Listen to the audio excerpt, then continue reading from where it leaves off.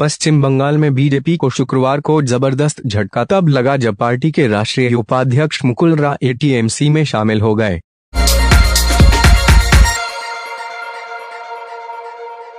पश्चिम बंगाल में बीजेपी को शुक्रवार को जबरदस्त झटका तब लगा जब पार्टी के राष्ट्रीय उपाध्यक्ष मुकुल रॉय टीएमसी में शामिल हो गए।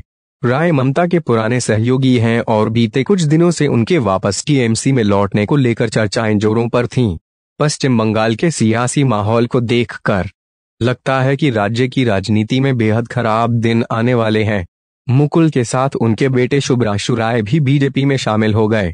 बंगाल बीजेपी के कई नवनिर्वाचित विधायकों के भी टीएमसी में जाने की चर्चा है। इनमें से ज्यादातर वे लोग हैं जो टीएमसी से ही बीजेपी में गए थे। कई विधायक इस बारे में खुलकर कह भी चुके हैं। मुकुल की टीएमसी में वापसी के मौके पर मुख्यमंत्री ममता बनर्जी ने कहा कि जिन्होंने पार्टी से गद्दारी की है उन्हें हम पार्टी में नहीं लेंगे। उन्होंने कहा कि मुकुल रॉय ने पार्टी से गद्दारी नहीं की है। कहा जाता है कि मुकुल रॉय को बंगाल बीजेपी में दरकिनार किया जा रहा था। वह प्रदेश अध्यक्ष की दौड़ में थे, लेकिन उनकी जगह दिलीप घोष को बीजेपी ने अध्यक्ष बना दिया था। विधानसभा चुनाव के बाद जब बीजेपी ने शुभेंदु अधिकारी को विपक्ष का नेता बनाया तो रॉय की नाराजगी बढ़ गई थी। बीते मंगलवार को कोलकाता में हुई बीजेपी की बैठक में मुकुल रॉय शामिल नहीं हुए थे और तभी से उनके अगले कदम को लेकर चर्चा होने लगी थी।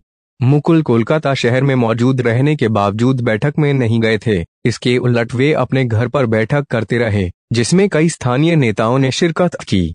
खबरों के मुताबिक मुकुल रॉय के कोलकाता स्थित आवास पर कई दौर की बैठकें हो चुकी थीं। इसमें विधायकों के अलावा जिला स्तर के कई नेताओं ने भी शिरकत की थी।